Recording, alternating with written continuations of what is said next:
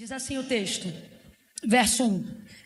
Veio sobre mim a mão do Senhor e ele me levou no Espírito do Senhor. Veio sobre mim a mão do Senhor e ele me levou no Espírito do Senhor. Ou nessa versão, no Espírito. E me pôs no meio de um vale que estava cheio de ossos. Verso 2. E ele me fez andar ao redor deles. Ele me fez andar ao redor deles. E eu vi que eram muito numerosos sobre a face do vale, e eles estavam sequíssimos. E ele me perguntou: filho do homem, poderão viver esses ossos? E eu disse: Senhor Deus, tu sabes. Então ele me disse: profetiza sobre esses ossos, e dize-lhes: ossos secos, ouçam a palavra do Senhor. Assim diz o Senhor Deus a esses ossos: farei entrar em vós o Espírito e vivereis. Porei nervos sobre vós, farei crescer carne sobre vós estenderei pele, porei em vós o Espírito e vivereis. Então sabereis que eu sou o Senhor. Portanto, profetizei como ele me deu ordem. E enquanto eu profetizava, houve um ruído, um barulho, e ossos que se ajuntavam, cada osso ao seu osso. Olhei, e vieram nervos sobre eles, e cresceu carne, e estendeu-se pele sobre eles, mas não havia neles espírito. Então ele me disse: profetiza ao Espírito, profetiza, ó filho do homem, e dize ao Espírito: assim diz o Senhor Deus, vem dos quatro ventos, ó Espírito, e assopra sobre estes mortos. E então o Espírito entrou neles, e se puseram em pé um exército grande e poderoso. Se puseram em pé um exército grande e extremo, nessa versão aqui do telão. Aleluia. Diga amém por essa palavra. Glória a Deus. Glória a Deus. Veja, esse texto mexe muito comigo, porque apesar dele refletir de maneira muito pontual a um momento de Israel no cativeiro, Deus revelando aquilo que faria a casa de Israel nesse momento, anunciando sua libertação, anunciando que uma hora esse cativeiro terminaria, e levantando Ezequiel não só como sacerdote no meio deles, mas também como profeta, para confirmar essa anunciação. Mesmo tendo consciência de todo esse contexto, é impossível não identificarmos uma aplicação profética para os nossos dias. A casa de Israel estava cativa, mas o Senhor está anunciando o que vai acontecer a esse povo. Como ossos espalhados no vale, secos, sem direção, sem a dignidade do sepultamento, o que mostra que na verdade um ciclo não foi encerrado. Por isso esses ossos não estão embaixo da terra, mas estão em cima da terra. Não houve sepultamento, o que houve foi um abatimento. É só um contexto para a gente entender. E o texto vai revelar então que no Espírito, isso aqui não está acontecendo numa realidade física. Você sabe, mas é bom a gente frisar. Isso aqui está acontecendo numa realidade espiritual. E o homem é dotado daquilo que a gente chama de tricotomia do ser. E na ordem bíblica, essa tricotomia, ela não foi colocada de maneira aleatória. A maneira como está escrita no texto é a maneira com que Deus organiza a prioridade desse ser: Espírito, alma e corpo. Não está escrito alma, corpo e espírito, corpo, espírito e alma. A ordem é exatamente essa: espírito, alma e corpo. Como é que isso funciona? Você primeiro recebe no espírito, o espírito governa sobre a alma e a alma dirige o seu corpo para reagir. O corpo, a mente, a consciência precisa ser governada pelo espírito. Então vamos lá, quem é que tem que estar no controle? Vamos. Quem tem que estar no controle? Quem tem que estar posicionado dentro de nós? A prioridade da nossa vida deve ser o espírito, a vida espiritual. É por isso que é tão difícil organizar a vida espiritual. Você organiza as gavetas do seu armário, você organiza a rotina da tua casa. Você é bom de campanha, mas é ruim de vida devocional. Porque a área de maior tentação à inconstância na nossa vida é a nossa vida devocional. Porque o Espírito é quem coordena todas as coisas. Se o Espírito estiver no governo, se o Espírito estiver no controle, nada sai do governo, nada sai do controle. Se o Espírito estiver no comando, a alma refreia o gemido. Se o Espírito estiver no controle, suas emoções não entram em frangalho. Se o Espírito estiver no controle, você não dá na cara de ninguém, você não xinga palavrão. Se o Espírito estiver no controle, você não bate boca nos comentários da internet. Quando o Espírito está no controle, a alma se contém. Quando o Espírito está no controle, a alma se aquieta. Quando o Espírito está no controle, ele controla, ele traz equilíbrio à rebelião das emoções. Então a alma não governa, a alma não prega, a alma não xinga, a alma se aquieta. Por exemplo, você vai ver o salmista conversando com a alma. Quem está conversando com a alma ali no salmo, aonde ele vai dizer assim: por que estás inquieta dentro de mim? Eu vou parafrasear no popular, acho que o Espírito está dizendo: ô alma, por que você está me perturbando se eu tenho uma palavra? Ô alma, por que você está criando em mim pontes e acessos de ansiedade se eu estou debaixo de uma promessa? Ô alma, se eu sou crente, se eu sou governado por Deus, se eu sou servo de Deus, por que você dentro de mim está militando contra mim mesmo, roubando a minha paz?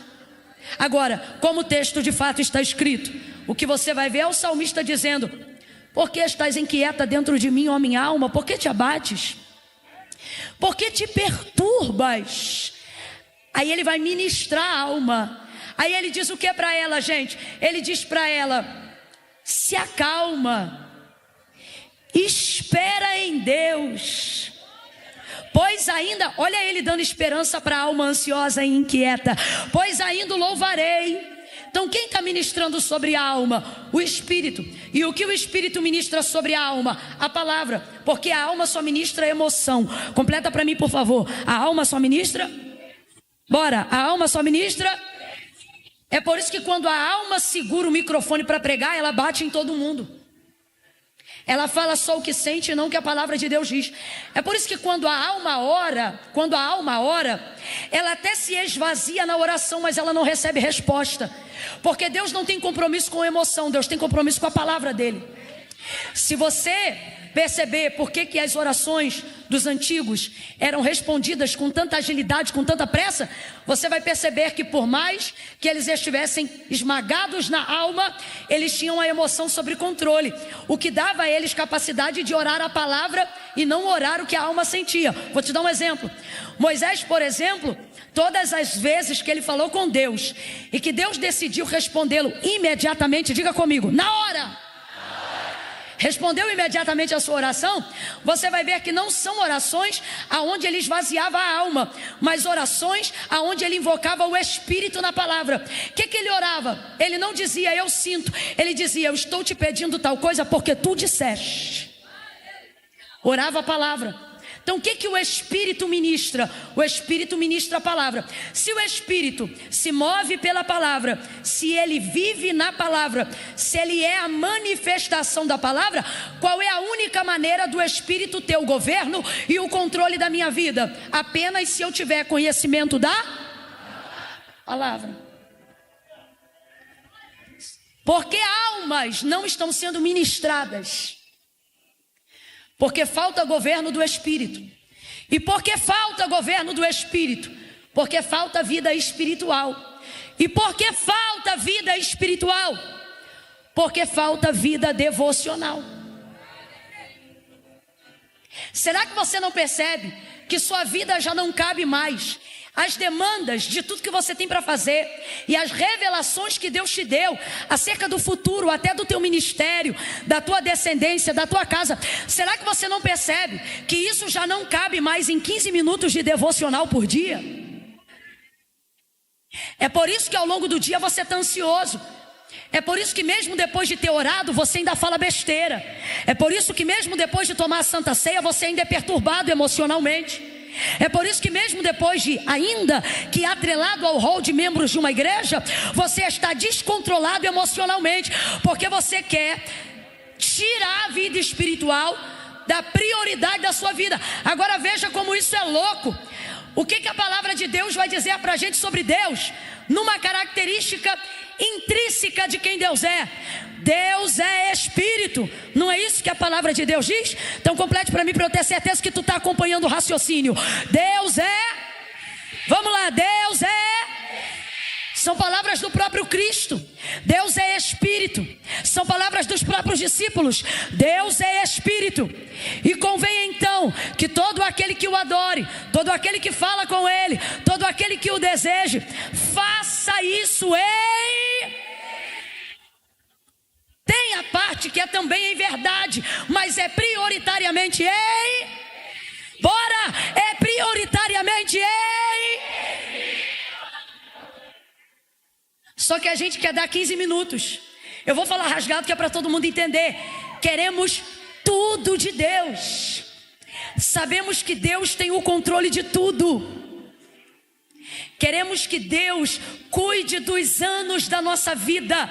E estamos entregando míseros minutos de alimentação espiritual. E com o passar dos anos, parece que espiritualidade e religiosidade viraram a mesma coisa. Aonde as pessoas não querem mais exercer disciplinas espirituais, porque afinal, veja, aquilo que nós vivemos aqui, meia hora atrás, uma efusão espiritual, debaixo de um mover sobrenatural, pulando, dançando, celebrando, vibrando, uau, isso é maravilhoso. E nós não oramos nem mesmo 15 minutos para que isso acontecesse. Mas pode ter certeza que se isso aconteceu, alguém orou um pouco mais. E por que isso acontece?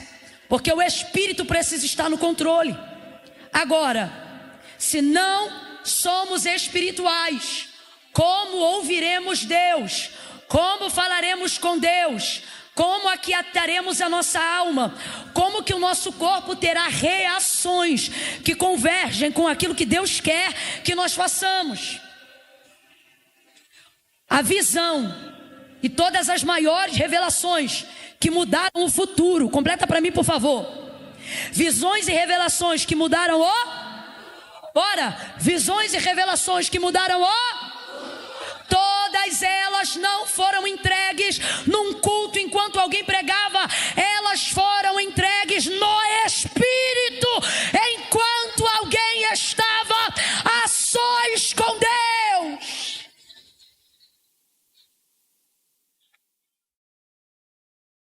No Espírito, temos dificuldade de discernirmos a voz de Deus.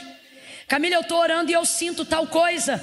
Camila, eu estou orando e eu vejo tal coisa, mas eu não sei se é Deus ou o diabo, como se a voz deles se assemelhassem. Jesus disse: minhas ovelhas conhecem a minha voz e me obedecem. Mas por que não estamos discernindo a voz de Deus? Porque queremos organizar a nossa vida física, queremos lavar o carro, queremos ter o boleto pago, queremos as crianças arrumadas para irem para a escola, feijão refogado, empresa organizada, imposto de renda em dia. E se sobrar um tempo a gente ora, mais tarde a gente ora, no final da noite a gente ora. E com isso o Espírito não tem controle sobre nada. Quem governa teu casamento é tua alma. Por isso que na primeira briga você fala tudo que não deve, e depois tem que pedir perdão por tudo que não devia ter falado. É por isso que na área da maternidade, a criação e a educação do seu filho está complicado, porque o Espírito não governa sobre a tua maternidade. E na hora que você se sente sobrecarregada da tarefa diária, você fala ou bate nele, fazendo tudo aquilo que não deveria fazer. A tua empresa está desorganizada, mesmo com você acordando muito cedo, dormindo muito tarde, respondendo o WhatsApp 3 horas da manhã. Você está debaixo de palavra, está debaixo de promessa, mas não vive o cumprimento de nada do que Deus falou. Será que Deus é fraco e não pode realizar o que te disse? Não, é que a tua vida espiritual está tão fraca, que se Deus colocar sobre você a realização do que Ele te prometeu, o cumprimento da promessa dEle esmaga você. Porque o que Ele te deu no Espírito.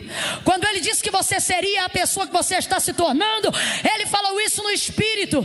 Todas as coisas que Deus nos confiou, elas vieram do Espírito. O mundo espiritual existe antes do físico. Não foi o físico que disse ao mundo haja, foi o Espírito que disse ao mundo haja. Logo, está na hora da gente organizar a prateleira da tricotomia do nosso ser. Não é alma, corpo e espírito, é espírito, alma e corpo. Que volte o governo de Deus, que volte o controle de Deus, que saia do nosso meio a ideia de que 1 hora de oração vai atrapalhar a rotina do seu dia. Que rasgue-se a convicção de um sofisma desenvolvido pelo ativismo religioso, que disciplina espiritual é religiosidade. Disciplina espiritual não é religiosidade, é vida devocional.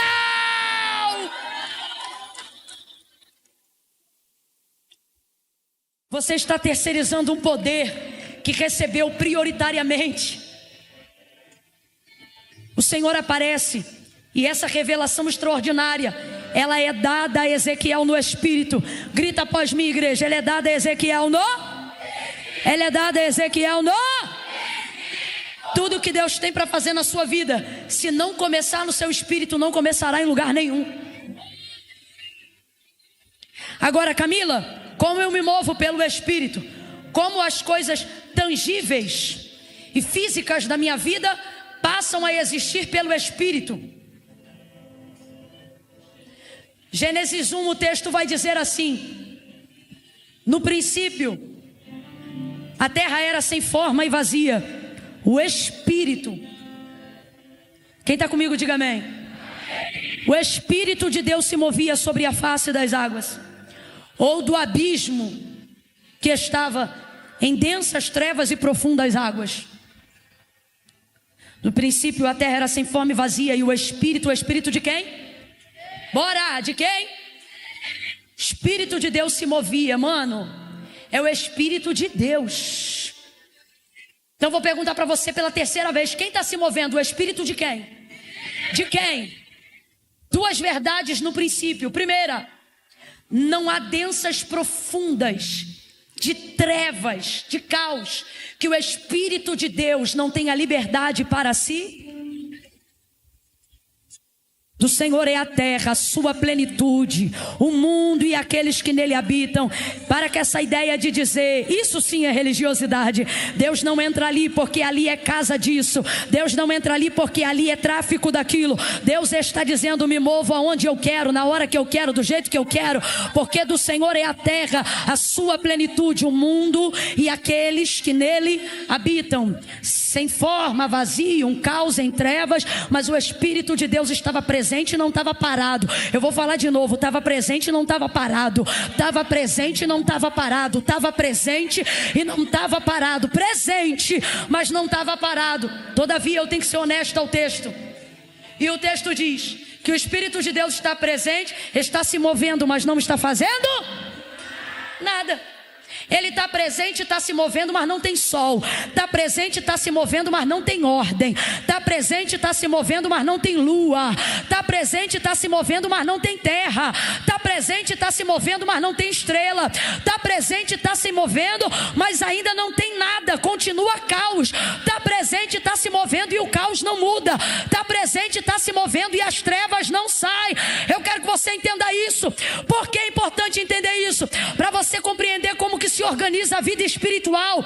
O mesmo meio pelo qual Deus quer se mover na gente é o mesmo meio pelo qual Ele mesmo se move em si. Eu vou repetir: o meio pelo qual Deus se move na gente é o mesmo meio pelo qual Ele se move em si próprio. Explica, vou explicar. Está presente, está se movendo, mas não muda nada.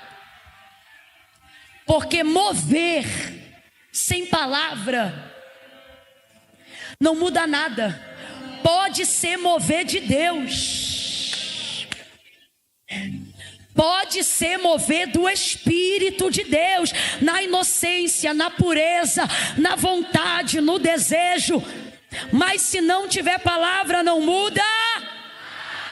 Está presente, está se movendo, mas não muda nada. E quando é que tudo começa a mudar? Quando é que as coisas começam a serem transformadas? Quando o texto diz: e disse Deus. Agora eu te pergunto: um Deus como o nosso Deus precisa falar para as coisas existirem? Tudo que existe, tudo que há, diz o autor da carta aos Hebreus, não foi feito por prova aparente do que se vê. O que ele está dizendo? Que tudo que você toca, que tudo que você enxerga, não existe por obra do acaso. Mas antes, céus e terra, oh meu Deus, céus e terra foram criados pelo poder da sua palavra. Agora raciocine comigo. Deus poderia ter criado tudo que existe, tudo que há, numa inspiração assim, ó. Podia ou não podia? Mas o princípio pelo qual Ele opera é o mesmo pelo qual Ele se move. O princípio pelo qual Ele opera é o mesmo pelo qual Ele se... para que nós aprendamos a nos mover nele. Então veja, tu pode estar aqui hoje, tu pode rodar, tu pode pular, tu pode viver a efusão do Espírito. Se isso for destituído de uma palavra, o Espírito não terá o poder de trazer a realidade das coisas que você precisa viver na sua vida. Aí o texto vai dizer: e disse Deus. Quando o texto diz e disse Deus, haja luz, você conhece. O que que houve? Bora! O que que houve? O que que houve? Então veja, tem Espírito, tem mover, mas não acontece nada. Porque mover não traz palavra, mas palavra... Ei! Oh meu Deus, eu estou sentindo é a primeira vez que eu te peço isso nessa noite. Pega na mão do vizinho, não pede licença não, sai pegando. Pega a mão do vizinho aí, pega a mão do vizinho. Pega a mão do vizinho e diga assim: você, diga, você está debaixo de palavra. Sacode ele e diz assim, ó: libera a palavra, libera a palavra, libera a palavra. Ei, você consegue abrir a boca aí agora e dizer as coisas que Deus já te disse? Você consegue dizer: eu ainda serei uma pregadora, eu ainda serei um evangelista, você consegue dizer isso? Porque você não irá além do que não tiver coragem de dizer. Repita as palavras que Ele já te disse. Isso fará de você um profeta que traz mover pela palavra. E disse Deus: haja luz, e houve luz. E as coisas começaram a acontecer. As coisas começaram a acontecer. Aí você diz: Camila, mas eu não tenho essa fé. Deus está dizendo: pensa na fé depois. Primeiro recebe a palavra, entroniza a palavra, lê a palavra, acredita na palavra, profetiza a palavra, recebe a palavra. Escute. Quando Deus disse assim, ó: haja luz. Deixa o som assim o tempo todo, é de Deus o som assim o tempo todo. Quando Deus disse, haja luz, quem foi que disse amém? Quem foi que disse, eu creio? Quando Deus disse, haja luz, os anjos fizeram um coro e disseram, assim seja. Responda com inteligência, não vem na emoção não, vem na palavra. Houve manifestação de fé em Gênesis 1 para que houvesse manifestação de mundo. Houve, gente? Alguém disse eu creio? Alguém disse eu recebo? Alguém disse assim seja? Porque nunca haverá fé sem antes primeiro haver, porque a fé vem pelo e o ouvir dá. Então quando você diz, Camila, eu estou me sentindo sem fé, não, você está sem texto, você está sem Bíblia, você está sem leitura. Porque se tiver leitura, se tiver Bíblia, se tiver aplicação, olha para esse vizinho aí e diga, vai ler, vai ler. Ah, Camila, mas eu me alimento no YouTube. Ótimo, então hoje tu não vai jantar não, tu vai botar um vídeo de comida na internet. E quando passar a receita, eu quero que você se sinta saciado sem ter colocado comida na boca.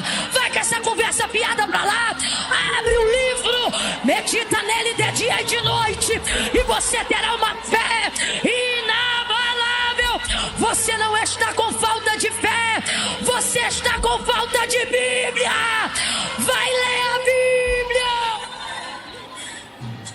Deus não tem obrigação, Deus nunca disse que se comprometeria com a nossa alma. Deus é Espírito, os adoradores o adoram em, e nós recebemos todas as revelações no. Se levantou um exército, completa para mim por favor. Se levantou um? Se levantou um? Você diz, eu preciso de um exército. Deus está dizendo, você só precisa de uma visão. O exército não levanta uma visão. Um exército que não sabe o que fazer não serve para nada. Mas um homem que sabe o que fazer levanta um exército para fazer tudo. Disse Deus, haja luz e houve luz. Se moveu pela palavra, dia após dia. Tudo o que ele dizia ia acontecendo. Porque como ele disse a Jeremias, essa é a verdade do nosso Deus. Ele vela para cumprir a sua palavra. Falaria e não cumpriria, diria e não faria. Porventura ele é homem para que minta, o filho do homem para que se arrependa. Essa palavra é digna de toda aceitação. Por que quando há destituição de governos, quando há desejo em alguém de extermínio de massas, esse é o livro mais procurado? Por que ninguém persegue o Pequeno Príncipe? Porque o Pequeno Príncipe não muda a sociedade. Por que ninguém persegue o Livro Vermelho? Porque o Livro Vermelho não afronta governos. Agora, quando Hitler decidiu exterminar uma raça, o primeiro livro que ele deu ordem para procurar na biblioteca foi o livro da capa preta, porque naquela época não haviam as cores e variedades que tem hoje. Por que se teme tanto esse livro? Porque a China não aceita esse livro. Porque todo lugar que prega a anarquia odeia a Bíblia. Agora todo lugar que entende de reino e monarquia ama a Bíblia. A falecida rainha Elizabeth, ao receber Billy Graham em sua casa, vendo que ele era um homem de oração, o que ela dizia? Que ela temia mais o joelho de um homem diante de Deus do que um exército com arma apontado para a Inglaterra. Aqueles que entendem de reino, aqueles que entendem de poder, compreendem o poder desse livro. É por isso que tudo que é sistêmico, que quer instaurar libertinagem, anarquia e destruição, odeia e rechaça esse livro. Ainda quem diga é só um livro. Rui Barbosa nem era crente como nós, não era avivalista como nós, mas ao ser questionado e perguntarem para ele aonde é o lugar, haja vista que ele foi um excelente poeta, compositor e escritor, aonde você acha que a Bíblia deve ocupar o seu lugar na biblioteca? E ele disse, põe aonde quiser. E alguém pensou que foi desdém, mas ele continua. E ele diz, pode botar ela onde quiser, porque se botar no fundo de todos os livros, ela será a base de toda a inscrição. Se colocar no meio, ela será o centro de tudo que foi dito. E se colocar por cima, ela será a coroa de tudo que já foi feito. Um homem cuja cegueira espiritual não está em atividade, ele compreende que está diante de um livro. Entenda isso. Até o ano de 2020 Mais de 5 bilhões de exemplares da Bíblia Sagrada, mais de 200 idiomas foram traduzidos por todo o mundo. Mas quando você pergunta para o Google qual é o maior livro, qual é o livro mais vendido no mundo, ele vai te dar uma lista de livros que não são os mais vendidos, até porque a inteligência artificial, que é comandada pelo algoritmo, ela está substituindo a informação original pela informação da massa. Se você não percebeu isso, passe a se atentar quando for fazer uma pesquisa. É por isso que eu amo o livro, nem tudo é digital. Aqui a bateria não acaba e aqui o registro não muda. Eu gosto do cheiro da folha, eu gosto da velhice da capa. Só essa daqui já tem 10 anos e ninguém diz, porque já foi restaurada 2 vezes para a glória de Deus. Então o que nós vamos ver? O mundo conspirando contra esse livro. Irmãos, o maior best-seller do mundo, quem escreveu foi Deus. O livro considerado como o mais vendido do mundo, chamado Dom Quixote, 500 milhões de cópias, ou até o Peregrino, dentro do nosso meio cristão, um livro maravilhoso, 900 milhões de cópias. E os maiores livros e mais vendidos até chegaram a 1 bilhão de cópias. Agora nenhum deles consegue ultrapassar 5,9 bilhões de exemplares em mais de 200 idiomas. Mundo, ninguém para. A palavra de Deus. E por que ninguém para? Porque está na hora de você entender que Deus e a sua palavra são a mesma pessoa.